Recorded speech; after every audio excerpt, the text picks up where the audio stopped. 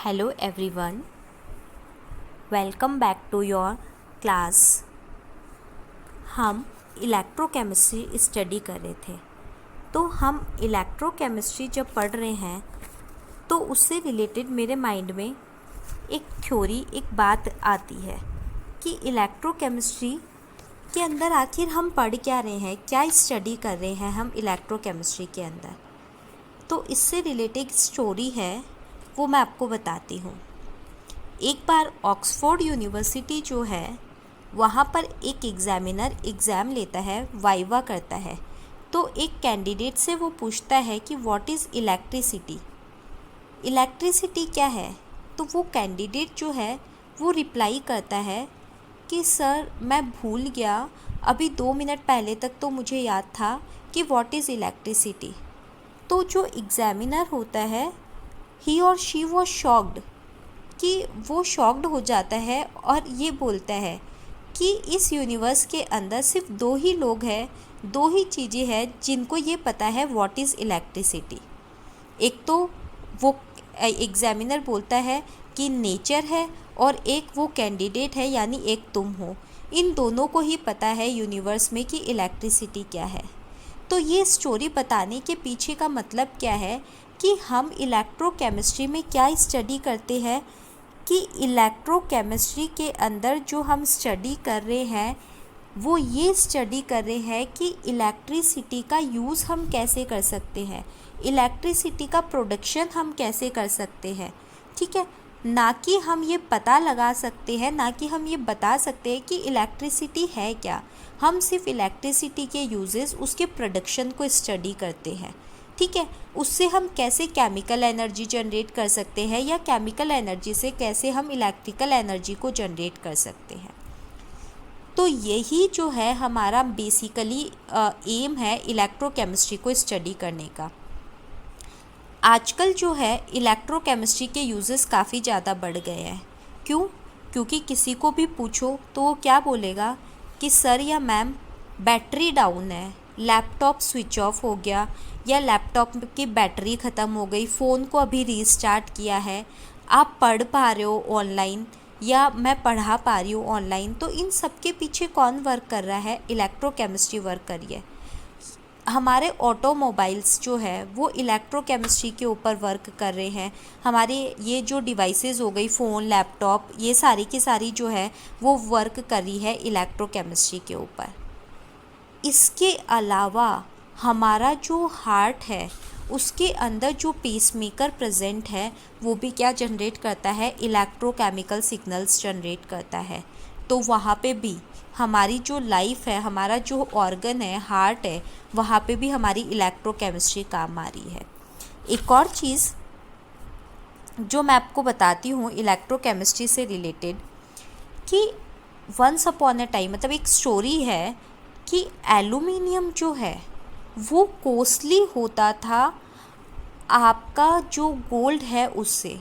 जब नेपोलियन था, नेपोलियन के टाइम पे जो एल्यूमिनियम था वो कॉस्टली हुआ करता था आपके गोल्ड से। गोल्ड से कॉस्टली एल्यूमिनियम क्यों होता था, या अभी जो है गोल्ड कॉस्टली क्यों है, उस टाइम पे एल्यूमिनियम कॉस्टली क्यों होता था। हम जब 6th चैप्टर मेटलर्जी स्टडी करेंगे तो वहाँ हम एल्यूमिनियम के एक्सट्रैक्शन का मेथड पढ़ेंगे, हॉल्ट-हेराल्ट मेथड। ये वो मेथड है जिससे हम एल्यूमिनियम को क्या कर सकते हैं? सेपरेट कर सकते हैं। तो अब क्या हो गया, एल्यूमिनियम का जो एक्सट्रैक्शन है, ओर से एल्यूमिनियम मेटल को सेपरेट करने का जो तरीका है वो क्या है? वो खर्चीला कम है, उसमें पैसे कम लगते हैं, वो सस्ता है। इसलिए एल्यूमिनियम जो है वो क्या है? सस्ता हो गया है गोल्ड से। लेकिन गोल्ड जो मेटल है आपकी, वो ऐसा नहीं है कि वो गोल्डन कलर की दिखती है इसलिए वो महंगी है। गोल्ड जो है एक तो रेयर मेटल है, इसके अलावा दूसरा इसका जो एक्सट्रैक्शन है वो बहुत ज़्यादा कॉस्टली है।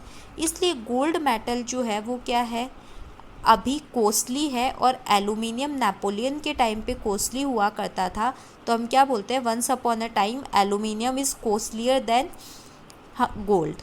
ठीक है, अब देखो हम बात करते हैं कि battery, cell, electrical energy, chemical energy, ये सब हम डिस्कस किए जा रहे हैं। ये सारी चीज़ें एक्चुअल में है क्या? तो देखो, इलेक्ट्रोकेमिस्ट्री के अंदर बेसिकली हम स्टडी क्या कर रहे हैं कि हमने क्या पढ़ा कि हम कैसे इलेक्ट्रिकल जो एनर्जी है उसको केमिकल एनर्जी में कन्वर्ट करते हैं और केमिकल एनर्जी को हम कैसे इलेक्ट्रिकल एनर्जी में कन्वर्ट करते हैं। इस एक्सचेंज की स्टडी को ही हम क्या बोल रहे हैं, इलेक्ट्रोकेमिस्ट्री। ठीक है। और अब ये जो एनर्जी का एक्सचेंज हो रहा है वो किसके बेसिस पे हो रहा है? हमारे जो सेल्स है या बैटरीज़ है ये हमें हेल्प कर रहे हैं इस एक्सचेंज के अंदर। ठीक है। तो अब देखो, आप जब क्या करते हो, फ़ोन को यूज़ में लेते हो, यानी आपका फ़ोन डिस्चार्ज होने लगता है, तो वहाँ पे जो केमिकल एनर्जी है वो किस में कन्वर्ट होने लगती है, इलेक्ट्रिकल एनर्जी में। आपका फ़ोन जो है वो किसकी वजह से चल रहा है, इलेक्ट्रिकल एनर्जी की वजह से, कि सेल या बैटरी जो है उसके अंदर केमिकल रिएक्शन हो रही है और इलेक्ट्रिसिटी प्रोड्यूस हो रही है। तो आप उसको जैसे जैसे काम में लोगे तो वो डिस्चार्ज हो जाएगा। जब आप उसको रिचार्ज करते हो, मतलब स्विच को क्या करते हो, स्विच के अंदर क्या लगाते हो, प्लग लगाते हो जब, तो और आप स्विच ऑन करते हो तो आप क्या देखते हो कि बैटरी क्या होने लगती है, रिचार्ज होने लगती है। यानी आपने स्विच ऑन किया तो आपकी इलेक्ट्रिकल एनर्जी जो है वो किस में कन्वर्ट हो गई, केमिकल एनर्जी के अंदर कन्वर्ट हो गई। तो रिचार्जिंग में इलेक्ट्रिकल एनर्जी केमिकल एनर्जी में कन्वर्ट होती है, और जब आप उसको डिस्चार्ज करते हो, मतलब काम में लेते हो, तो आपकी केमिकल एनर्जी किस में कन्वर्ट होती है, इलेक्ट्रिकल एनर्जी में। और यही सब चीज़ें हमने सेल्स में पढ़ी है। इस बेसिस पे हमारे दो टाइप के सेल होते हैं, एक इलेक्ट्रोकेमिकल सेल जिसको हम अच्छे से डिस्कस कर चुके हैं, जिसमें केमिकल एनर्जी इलेक्ट्रिकल एनर्जी में कन्वर्ट होती है, और दूसरा आपका आता है इलेक्ट्रोलाइटिक सेल जो इसके जस्ट रिवर्स वर्क करता है, जहाँ पे आपकी इलेक्ट्रिकल एनर्जी जो है वो किस में कन्वर्ट हो जाती है, केमिकल एनर्जी में कन्वर्ट हो जाती है। ठीक है। तो ये हम पढ़ चुके हैं। अब हम पढ़ते हैं इलेक्ट्रोलाइटिक सेल्स को। इलेक्ट्रोकेमिकल सेल्स जो है उनको हमने स्टडी किया, अब हम पढ़ते हैं इलेक्ट्रोलाइटिक सेल्स को। देखो, इलेक्ट्रोलाइटिक सेल्स एक्चुअल में होते क्या हैं, कैसे होते हैं, तो देखो हमारे पास क्या होता है, इलेक्ट्रोलाइट एक कंटेनर होता है। इस कंटेनर के अंदर हमारे पास क्या होता है, इलेक्ट्रोलाइट का सल्यूशन फिल होता है, इलेक्ट्रोलाइट का सल्यूशन भरा हुआ होता है। और इस कंटेनर को हम क्या बोलते हैं, इलेक्ट्रोलाइटिक सेल बोल सकते हो, या फिर आप क्या बोल सकते हो, वोल्टामीटर। ठीक है, इलेक्ट्रोलाइटिक सेल या फिर वोल्टामीटर बोल सकते हो। अब देखो, इसके अंदर हमने क्या किया, HCl जो है उसका सॉल्यूशन डाल दिया। तो हमने जो सेल लिया, हमने एक कंटेनर लिया और उसके अंदर उसको हमने क्या बोल दिया, ये कंटेनर है, इसको हमने वोल्टामीटर या इलेक्ट्रोलाइटिक सेल बोल दिया, और इसके अंदर हमने क्या डाल रखा है, हमारा यहाँ पे सॉल्यूशन, इलेक्ट्रोलाइटिक सॉल्यूशन डाल रखा है। और ये इलेक्ट्रोलाइटिक सॉल्यूशन जो है वो हमारा किस चीज़ का है, HCl का है। ठीक है। तो ये हमने यहाँ पे HCl का इलेक्ट्रोलाइटिक सॉल्यूशन डाल रखा है। अब वही सेल है तो हमें यहाँ पे क्या करना पड़ेगा, दो रोड्स को डिप करना पड़ेगा। तो हमने दो रोड डिप कर दी, ये हमारी दो रोड है। ठीक है। एक रोड जो है उसको हम क्या बोलते हैं, एनोड, और दूसरी रोड जो है उसको हम क्या बोलते हैं, कैथोड। यहाँ पे इलेक्ट्रोलाइटिक सेल में anode is always positive and cathode is always negative. Anode हमेशा पॉजिटिव होता है और कैथोड हमेशा नेगेटिव होता है। और इलेक्ट्रोकेमिकल सेल में इसका जस्ट रिवर्स होता है, एनोड नेगेटिव होता है और कैथोड पॉजिटिव होता है। ये जो हमने दो इलेक्ट्रोड्स लिए हैं, इन दोनों इलेक्ट्रोड्स को हम कनेक्ट कर देते हैं बैटरी के थ्रू। तो ये देखो, हमने इनको कनेक्ट कर दिया बैटरी से। ठीक है। अब एनोड जो हमारा है वो पॉजिटिव इलेक्ट्रोड है और कैथोड जो है वो हमारा नेगेटिव इलेक्ट्रोड है। अब जैसे ही सर्किट कंप्लीट हो गया, हमने यहाँ बैटरी लगा दी, सर्किट कंप्लीट हो गया, इलेक्ट्रोलाइटिक सॉल्यूशन फ्री कर दिया, तो सर्किट कंप्लीट होते ही क्या होगा, इसके अंदर इलेक्ट्रिसिटी का कंडक्शन स्टार्ट हो जाएगा। और जैसे ही इलेक्ट्रिसिटी का कंडक्शन स्टार्ट होगा तो आप क्या देखोगे कि आपका जो HCl है वो आयोनाइज होना स्टार्ट कर देगा। क्यों? क्योंकि इसके अंदर क्या है, HCl का सोल्यूशन है जो कि इलेक्ट्रोलाइटिक सोल्यूशन है। ठीक है, तो ये क्या बना लेगा, H+ आयन बना लेगा और साथ में क्या बना लेगा, Cl- आयन्स बना लेगा। ठीक है, अब ये जो H+ आयन्स है वो तो कहाँ पे चले जाएंगे, क्योंकि पॉजिटिव आयन्स है ना, तो ये पॉजिटिव आयन्स तो कहाँ पे जाएंगे, नेगेटिव इलेक्ट्रोड पे, और ये जो नेगेटिव आयन्स है वो कहाँ पे जाएंगे, पॉजिटिव इलेक्ट्रोड। तो इस तरीके से हमने क्या देखा कि जो हमारा H+ आयन है वो तो कहाँ चला जाता है, कैथोड के ऊपर, और जो Cl- आयन है वो कहाँ चला जाता है, एनोड के ऊपर, यानी ऑपोजिट चार्जेस जो है उनके ऊपर मूव कर, ऑपोजिट चार्जेस जो है वो ऑपोजिट इलेक्ट्रोड्स पे मूव कर जाते हैं, पॉजिटिव वाला नेगेटिव वाले पे और नेगेटिव वाला पॉजिटिव वाले पे। अब आपको सबको पता है कि जो कैथोड होता है उसके ऊपर हमेशा क्या होता है, रिडक्शन होता है, और एनोड जो होता है उसके ऊपर हमेशा क्या होता है, ऑक्सीडेशन होता है। तो कैथोड पे क्या होगा, रिडक्शन होगा, यानी H+ का रिडक्शन होगा, और एनोड जो है उसके ऊपर क्या होगा, ऑक्सीडेशन होगा। तो हम देखते हैं कैथोड पे क्या होगा, तो कैथोड पे देखो क्या होगा, ये H+ आयन जो है वो रिड्यूस होगा, यानी ये इलेक्ट्रॉन को गेन करेगा और क्या बना लेगा, हमारा ½ H2 हाइड्रोजन गैस बना लेगा। ठीक है, रिडक्शन हो गया ना, ये +1 में था और यहाँ पे 0 में चला गया। और एनोड जो है उस पर क्या होगा, ऑक्सीडेशन होगा। तो जो आपकी क्लोरीन थी, क्लोराइड आयन था, वो क्या करेगा, इलेक्ट्रॉन को रिमूव करेगा और क्या बना लेगा, एक इलेक्ट्रॉन निकाल देगा, और यहाँ पे ये क्लोरीन जो है वो -1 से किस में चला गया, 0 में। तो यहाँ पे क्या हो गया, ऑक्सीडेशन हो गया। तो एनोड पे तो क्या बन गई, हमारी क्लोरीन जो गैस है वो फॉर्म हो गई एनोड पे, और जो हमारा कैथोड था वहाँ पे हाइड्रोजन गैस फॉर्म हो गई, और कैथोड पे हमारा क्या हो गया, रिडक्शन हो गया, और एनोड पे हमारे क्या हो गया, ऑक्सीडेशन हो गया। ठीक है, तो इस तरीके से आप क्या देखते हो, कैथोड पे रिडक्शन होता है और एनोड पे ऑक्सीडेशन होता है। कैथोड पे हमारी हाइड्रोजन गैस बनती है, और एनोड जो है उसके ऊपर हमारे जो है क्लोरीन गैस लिबरेट होती है। ठीक है, फिर हम क्या देखते हैं कि आपने क्या देखा कि एनोड जो है हमने इधर ले रखा था, ये एनोड हमारा पॉजिटिवली चार्ज्ड इलेक्ट्रोड था, और ये हमारा कैथोड जो है वो नेगेटिवली चार्ज्ड इलेक्ट्रोड था, और इन दोनों को हमने कनेक्ट कर दिया था एक बैटरी के थ्रू यहाँ पे। ठीक है, तो एनोड पे अब हमारे क्या हो रहा है, ये पॉजिटिव चार्ज है और ये नेगेटिव चार्ज है, और हमने क्या देखा, एनोड पे हमारे कौन सी गैस बन रही है, क्लोरीन गैस बन रही है, और कैथोड पे हमारे कौन सी गैस बन रही है, हाइड्रोजन गैस बन रही है। और कैथोड पे हमारे क्या हो रहा है, रिडक्शन हो रहा है, और एनोड पे क्या हो रहा है, ऑक्सीडेशन हो रहा है। एनोड पे ऑक्सीडेशन हो रहा है मतलब इलेक्ट्रॉन यहाँ से रिलीज़ हो रहे हैं, इलेक्ट्रॉन इधर है, और लिबरेट हुए इलेक्ट्रॉन, और एनोड के ऊपर ऑक्सीडेशन हुआ, तो क्लोरीन ने क्या किया था, यहाँ पे इलेक्ट्रॉन लिबरेट किए, और यहाँ ये जो इलेक्ट्रॉन है वो इधर मूव कर गए। तो इधर मूव करने की वजह से यहाँ पे क्या जनरेट, इधर क्या हो गया, हमारे पास जो हाइड्रोजन था उसका क्या हो गया, रिडक्शन हो गया, क्योंकि उन हाइड्रोजन ने क्या कर लिया, इलेक्ट्रॉन को गेन कर लिया। तो यहाँ इन हाइड्रोजन आयन H+ आयन ने इलेक्ट्रॉन गेन कर लिया, मतलब आपके जो इलेक्ट्रॉन्स है वो कहाँ पर मूव कर रहे हैं, इस एनोड से इस कैथोड की तरफ मूव कर रहे हैं। तो इसका मतलब इलेक्ट्रिसिटी का फ्लो कहाँ पे होगा, इलेक्ट्रॉन के फ्लो के ऑपोजिट डायरेक्शन में। आउटर सर्किट में इलेक्ट्रॉन्स मूव करते हैं एनोड से कैथोड की तरफ, तो इलेक्ट्रिसिटी का फ्लो कहाँ होता है, कैथोड से एनोड की तरफ। ठीक है, तो हमें इस चीज़ को ध्यान में रखना है।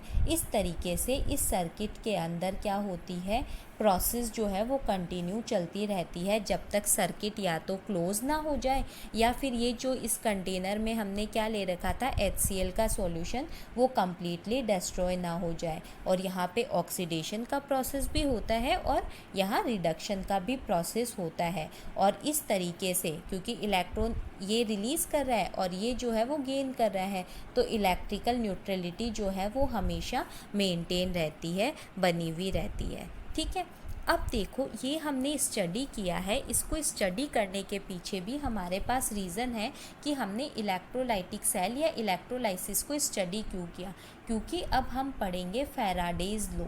और फैराडे जो है उसके जो लॉज है वो बहुत ज़्यादा इम्पॉर्टेंट है। तो फैराडे के जो लॉज हैं जिनकी हम स्टडी करने जा रहे हैं, ये फैराडे के लॉज जो है वो बेस्ड है इलेक्ट्रोलाइसिस के ऊपर। तो फैराडे जो है उसने 2 लॉ दिए थे, first law of Faraday and second law of Faraday. ये जो दोनों लॉज है ना, इन दोनों लॉज को आपको अच्छे से समझना है। डायरेक्ट फैराडेज के लॉज के स्टेटमेंट पूछ लेते हैं, या फिर स्टेटमेंट नहीं पूछते हैं तो ये पूछ लेते हैं कि कोई भी न्यूमेरिकल दिया और उस न्यूमेरिकल को हमें सॉल्व करना होता है फैराडे लॉ के बेसिस पर। ठीक है, तो अब हम स्टडी करते हैं फैराडेज लॉ की। तो फैराडे जो है उसका जो फर्स्ट लॉ है वो क्या बताता है वो देखो। फैराडे जो है उसका फर्स्ट लॉ जो है उसका स्टेटमेंट ये है कि हमने क्या किया, अभी इतनी देर से हम इलेक्ट्रोलाइसिस बोले जा रहे हैं। तो ये क्या बोलता है कि इलेक्ट्रोलाइसिस की जो प्रोसेस होती है उसके अंदर क्या देखा हमने कि एक इलेक्ट्रोड जो अभी पढ़ा था हमने, एक इलेक्ट्रोड पे हाइड्रोजन डिपॉजिट होता है, एक पे क्लोरीन डिपॉजिट होती है, या फिर हम कोई और इलेक्ट्रोलाइटिक सेल पढ़ेंगे तो वहाँ पे किसी पे कोई एजी मेटल, कॉपर मेटल, हाइड्रोजन या कोई और मेटल जाके क्या हो जाएगी, डिपॉजिट हो जाएगी। तो फैराडे का जो फर्स्ट लॉ है वो ये बोलता है कि इलेक्ट्रोलाइसिस के प्रोसेस के अंदर कोई भी जो सेल है उसके इलेक्ट्रोड पर जो भी सब्सटेंस, चाहे वो कोई गैस हो चाहे कोई वो मेटल हो, जो भी सब्सटेंस जो है उसका जितना अमाउंट डिपॉजिट होता है वो डायरेक्टली प्रोपोर्शनल होता है उसके अंदर फ्लो होने वाले करंट के, उससे पास होने वाले करंट के, या क्या बोल सकते हैं हम, उससे पास होने वाले चार्ज के। कि कोई भी इलेक्ट्रोलाइसिस की जो प्रोसेस है उस इलेक्ट्रोलाइसिस के प्रोसेस के अंदर किसी भी इलेक्ट्रोड पर डिपॉजिट होने वाला जो सब्सटेंस है उसका अमाउंट उसके अंदर फ्लो होने वाली इलेक्ट्रिसिटी के डायरेक्टली प्रोपोर्शनल होता है। तो W जो है वो डायरेक्टली प्रोपोर्शनल है Q के। वही हम क्या करेंगे, प्रोपोर्शनलिटी का साइन हटाएंगे तो एक कांस्टेंट आएगा जिसको हम क्या बोलते हैं, Z। और ये Z जो है वो हमारा प्रोपोर्शनलिटी कांस्टेंट है। ठीक है, और जो Q आता है हमारा, ये Q क्या है, चार्ज है जिसको हम क्या और बोलते हैं, IT। तो हम क्या बोल सकते हैं, W इज़ इक्वल टू हमारा क्या है, ZIT। इस चीज़ को आपको अच्छे से याद रखना है, W is equal to ZIT। ये जो W है हमारा, ये जो W है ये तो अमाउंट जो डिपॉजिट हो रही है इलेक्ट्रोड्स पे वो है। Z हमारा प्रोपोर्शनलिटी कांस्टेंट है जिसे हम इलेक्ट्रोकेमिकल इक्विवेलेंट भी बोलते हैं। I हमारी करंट है जो एम्पियर में होगी, टाइम जो है वो हमारा सेकंड में होगा। एक चीज़ और यहाँ ध्यान रख लेना, Z जो होता है वो होता है E/96500। ये कैसे आया इसको हम अभी डेरिवेशन को डिस्कस करेंगे, बट अभी आपको सिर्फ यहाँ फर्स्ट लॉ में बता रही हूँ। जो इलेक्ट्रोकेमिकल इक्विवेलेंट होता है वो होता है E/96500। तो W इज़ इक्वल टू हमारा क्या हो जाएगा, ZIT, और Z की जगह हम क्या लिख सकते हैं, 96500। अब देखो हमने फॉर्मूला क्या देखा अभी कि W इज़ इक्वल टू क्या आ रहा है हमारा, ZIT। अगर मैं ये बोलूँ हमें इस इलेक्ट्रोकेमिकल इक्विवेलेंट की डेफिनेशन देनी है तो मैं ये बोल दूँ कि जो करंट है वो क्या है, 1 एम्पियर है, टाइम जो है वो क्या है, 1 सेकेंड है, या क्या बोल दूँ, चार्ज जो है वो क्या है, 1 कूलाम है। तो मैं ये डेफिनेशन दे सकती हूँ कि जब हमारा करंट 1 एम्पियर और टाइम 1 सेकेंड है तो आपका W किसके इक्वल हो जाएगा, Z के इक्वल हो जाएगा ना। तो आप क्या डेफिनेशन दे सकते हो कि इलेक्ट्रोकेमिकल इक्विवेलेंट सब्सटेंस का वो अमाउंट, ये है ना इलेक्ट्रोकेमिकल इक्विवेलेंट, तो ये क्या है, ये सब्सटेंस का जो अमाउंट डिपॉजिट हो रहा है, लिबरेट हो रहा है इलेक्ट्रोड के, इक्वल है कब, जब उसके अंदर चार्ज जो फ्लो हो रहा है वो कितना है, 1 कूलाम है। या दूसरा क्या बोल सकते हो कि 1 एम्पियर करंट जो है वो 1 सेकेंड तक जब किसी सेल के अंदर पास होता है तो उस पर डिपॉजिट होने वाला जो मास है वो ही क्या होता है, इलेक्ट्रोकेमिकल इक्विवेलेंट होता है। या दूसरा क्या बोल सकते हो कि किसी सेल के अंदर अगर 1 कूलम चार्ज पास होता है तो जो डिपॉजिट होने वाला अमाउंट होता है वो ही क्या होता है, इलेक्ट्रोकेमिकल इक्विवेलेंट होता है। तो ये हमारा क्या हुआ, फैराडे का फर्स्ट लॉ। अब देखो इसी तरीके से फैराडे जो है उसके सेकंड लॉ को भी स्टडी करते हैं। फैराडेज जो सेकंड लॉ है वो क्या बताता है, हम क्या पढ़ रहे हैं, इलेक्ट्रोलाइसिस पढ़ रहे हैं।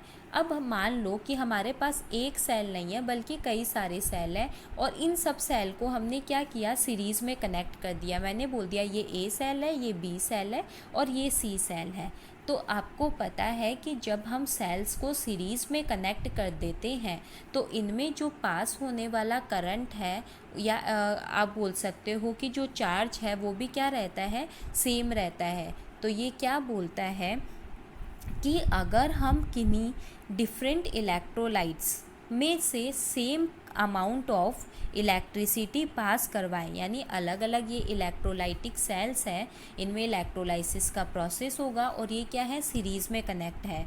तो अलग अलग इलेक्ट्रोलाइट्स जो कि सीरीज़ में कनेक्ट हैं उनमें से अगर हम same quantity of electricity pass करवाएं तो जो सब्सटेंस का वेट है जो इलेक्ट्रोड्स पे प्रोड्यूस होगा वही W, अभी जो हमने पहले W पढ़ा था वो क्या होता है, नंबर ऑफ इक्विवेलेंट्स के डायरेक्टली प्रोपोर्शनल होता है। तो आपको इस चीज़ को ध्यान रखना है कि W जो है आपका वो क्या होता है, E इक्विवेलेंट्स के क्या होता है, डायरेक्टली प्रोपोर्शनल होता है वो ही। अब देखो हम इसको ऐसे लिख सकते हैं ना, W1/W2 is equal to E1/E2, ठीक है।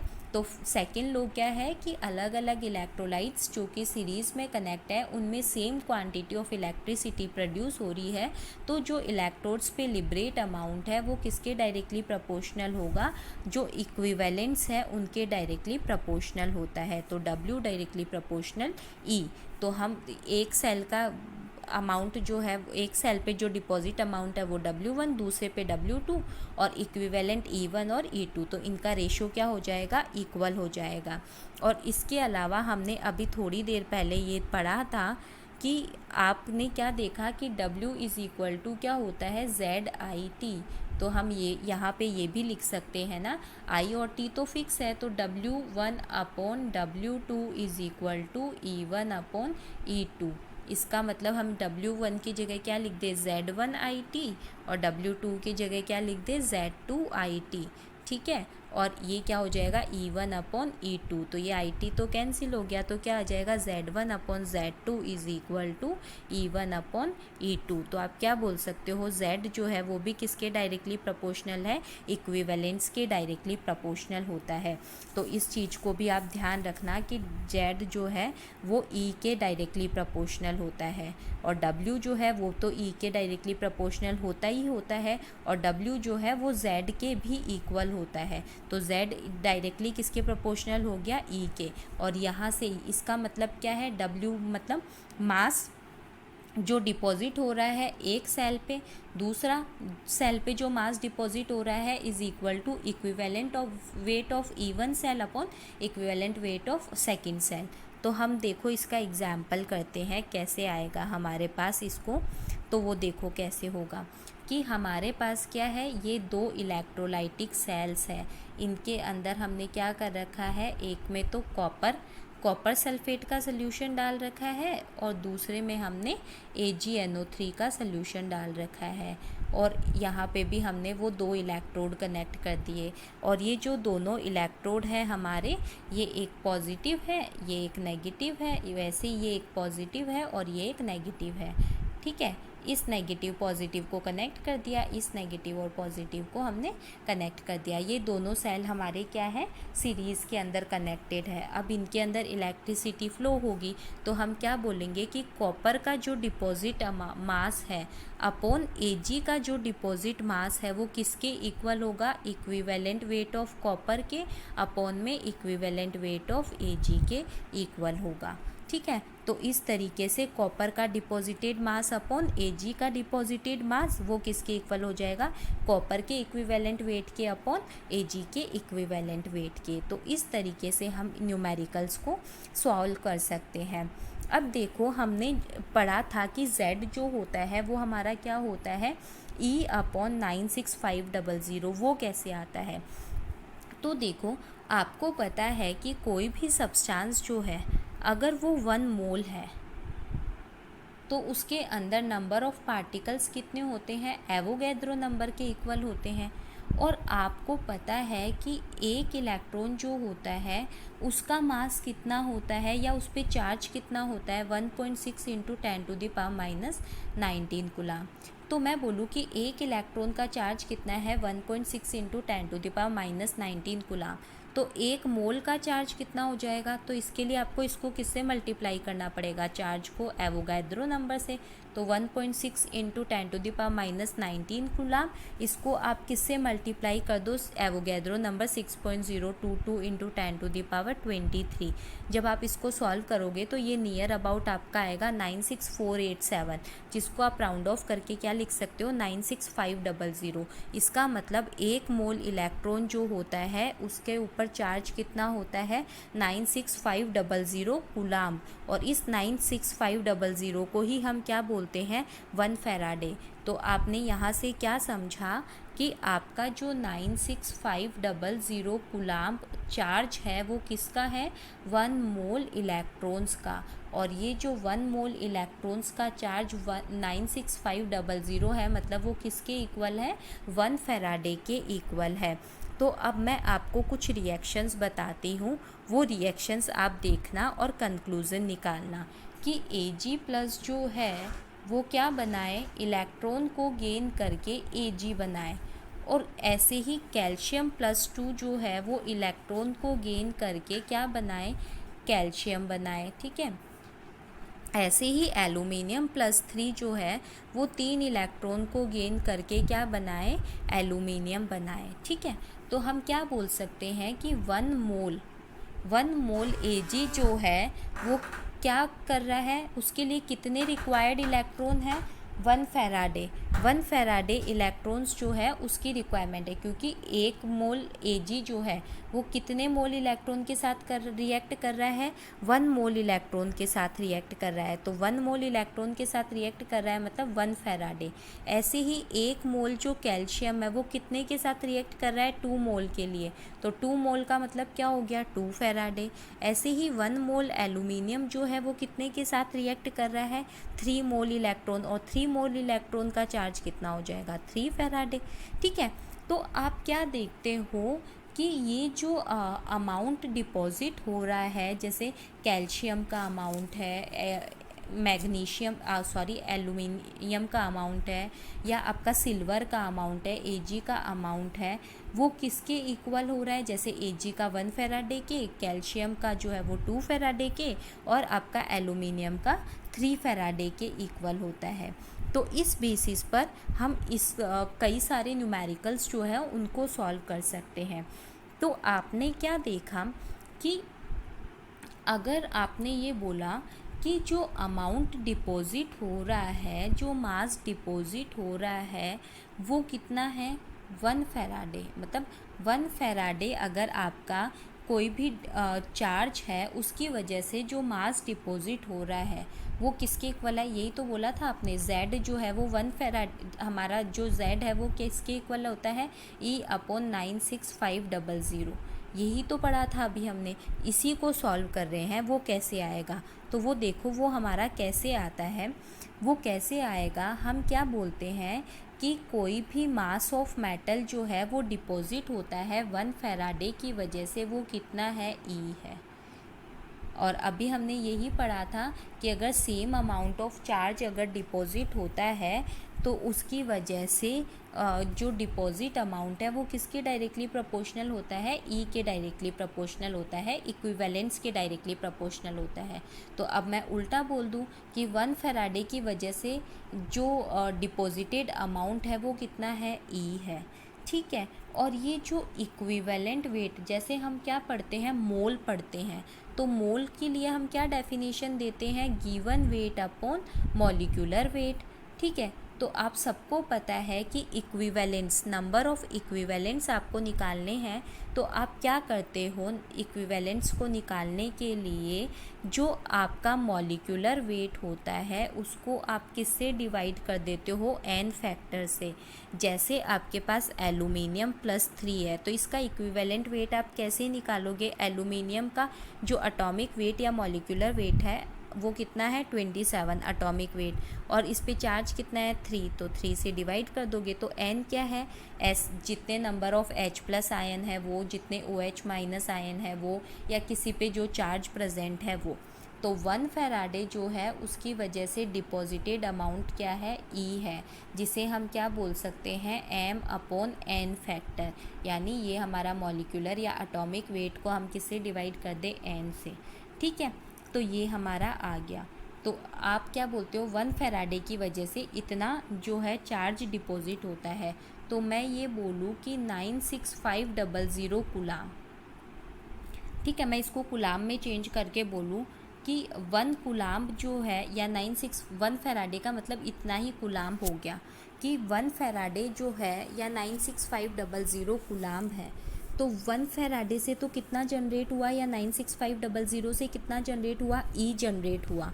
तो अब इसको ऐसा बोला जाए कि 1 कूलाम से कितना जनरेट होगा, तो हम क्या करेंगे, m/n, ठीक है, और डिवाइड में कितना लिख देंगे, 96500। करते हुए आए हो ना कि अगर 10 रुपये की 2 टॉफ़ी आती है तो 5 रुपये की कितनी टॉफ़ी आएगी, तो वही सेम चीज़ यहाँ पे है कि 1 फैराडे या फिर 96500 से इतना जनरेट हो रहा है, तो 1 कूलाम से कितना जनरेट होगा, ये अपॉन में ये, तो m/n इंटू n 96500। और ये जो 1 कूलाम है, अभी हमने पढ़ा था जो चार्ज होता है वो किसके डायरेक्टली प्रोपोर्शनल होता है, नंबर ऑफ़ इक्विवेलेंट्स के डायरेक्टली प्रोपोर्शनल होता है। और ऊपर हमने पढ़ा था कि जो डिपॉजिटेड अमाउंट होती है वो किसके इक्वल होती है, Z के, जो W है, सॉरी, W जो है, जो डिपॉजिटेड अमाउंट है वो Z के इक्वल होती है जब कितना चार्ज फ्लो होता है, 1 कूलाम चार्ज फ्लो होता है। तो यहाँ पे 1 कूलाम चार्ज फ्लो हो रहा है, तो जो डिपॉजिटेड अमाउंट है उसको हम क्या बोल सकते हैं, Z बोल सकते हैं। तो ये जो हमारा आया, ये क्या है, वो Z ही है हमारा, जिसकी हम इतनी देर से बात कर रहे हैं। तो ये हमारा क्या आ गया, Z = 96500। क्या आ रहा है हमारा, Z = ये m/n इंटू 96500। ठीक है, तो हम यहाँ पे क्या लिख सकते हैं कि Z क्या आता है हमारा, कौन सा फैक्टर आता है, m/n इंटू 96500। ठीक है, अब देखो हमने फॉर्मूला पढ़ा था W = ZIT फर्स्ट लॉ से, तो Z की जगह हम क्या लिख सकते हैं, m/n इंटू 96500, और ये m/n हमारा क्या है, E। तो हमने यही तो पढ़ा था कि जो Z होता है वो क्या होता है, E/96500। तो वो यहाँ से ही आया है कि 1 फैराडे जो होता है उसकी वजह से कितना चार्ज जनरेट होता है, 1 फैराडे जो होता है उससे हमारा चार्ज जनरेट होता है 1 फैराडे या 96500 से जो अमाउंट डिपॉजिट होता है वो E होता है, और E हमारा m/n है। तो 1 कूलाम से कितना हो जाएगा, m/n इंटू 96500। और ये जो m/n है जिसे हम 1 कूलाम बोल रहे हैं, और हमने पढ़ा है कि 1 कूलाम चार्ज फ्लो होता है, तो जो अमाउंट डिपॉजिट होता है उसे ही हम क्या बोलते हैं, Z बोलते हैं। तो Z को हम क्या लिख सकते हैं, m/n इंटू 96500। तो ये हमारे फैराडे के फर्स्ट और सेकंड लॉ जो है उनके स्टेटमेंट थे। तो एक क्विक रिवीजन जो है हम बुक से कर लेते हैं, जो अभी हमने पढ़ा है उसका। देखो फटाफट, ये हमारा इलेक्ट्रोलाइटिक सेल है। इस इलेक्ट्रोलाइटिक सेल के अंदर हमारे पास वही दो इलेक्ट्रोड हैं। इन दोनों इलेक्ट्रोड में ये पॉजिटिव एनोड है और ये नेगेटिव कैथोड है। ठीक है, पॉजिटिव और नेगेटिव कैथोड और एनोड है। इसके अंदर हमने HCl का सोल्यूशन लिया हुआ है। जैसे ही सर्किट कंप्लीट होगा H+ और Cl- आयन बनेगा और ये दोनों कहाँ जाएंगे, ऑपोजिट जो इलेक्ट्रोड्स हैं उनके ऊपर मूव करेंगे। H+ आयन जो है वो नेगेटिव यानी कैथोड पे जाएगा और जो Cl- है वो कहाँ जाएगा, एनोड के ऊपर जाएगा। और H+ जो है यानी जो कैथोड पे जा रहा है उसका क्या हो जाएगा, रिडक्शन। और जो Cl- है वो कहाँ पे जा रहा है, एनोड पे, तो उसका क्या हो जाएगा, ऑक्सीडेशन। तो ये देखो यहाँ ऑक्सीडेशन हो रहा है, ये रिडक्शन हो रहा है। तो H2 गैस लिबरेट होती है कैथोड पे और एनोड पे लिबरेट होती है हमारी क्लोरीन गैस।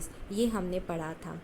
फिर फैराडे के लॉ जो है हमने दो देखे थे, वो ये देख लो। फर्स्ट लॉ जो है वो क्या बोलता है, डिपॉजिटेड अमाउंट जो है वो Q के डायरेक्टली प्रोपोर्शनल होता है चार्ज के। और प्रोपोर्शनलिटी का साइन हटाया तो कांस्टेंट आ गया जिसे हम इलेक्ट्रोकेमिकल इक्विवेलेंट बोलते हैं, QIT होता है। और जब दोनों 1 एम्पियर है, 1 एम्पियर करंट 1 सेकेंड के लिए फ्लो होता है तो W क्या हो जाता है, Z के इक्वल हो जाता है। और सेकेंड जो लॉ है वो ये अभी हमने पढ़ाई था कि अगर सीरीज़ के अंदर सेल्स कनेक्टेड हैं तो सेम क्वांटिटी अगर इलेक्ट्रिसिटी की फ़्लो हो रही है तो जो डिपॉजिटेड अमाउंट है वो किसके डायरेक्टली प्रोपोर्शनल हो जाएगा, इक्विवेलेंट्स के डायरेक्टली प्रोपोर्शनल हो जाएगा। यहाँ क्यों लिखा हुआ है, हमने E लिख दिया था।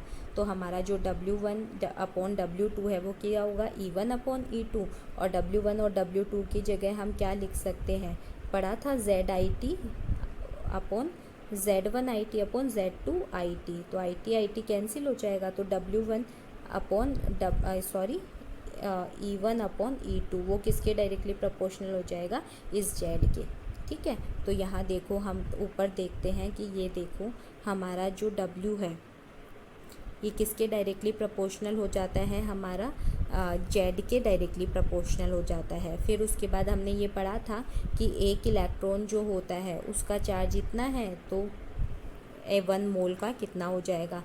फिर आपने देखा था कैल्शियम, एल्यूमिनियम और मरकरी के लिए 1 फैराडे, 2 फैराडे और 3 फैराडे। फिर हमने अभी ये पढ़ा था कि 1 फैराडे से जो है वो E डिपॉजिट होता है तो 1 कूलाम से कितना हो जाएगा, E/96500। और यही हमारा क्या होता है, Z फैक्टर होता है। और इस Z की जगह हम क्या लिख सकते हैं, M/N 96500। और M/N जो है वो हमारा क्या होता है, E। तो ये क्या आ जाएगा, E/96500।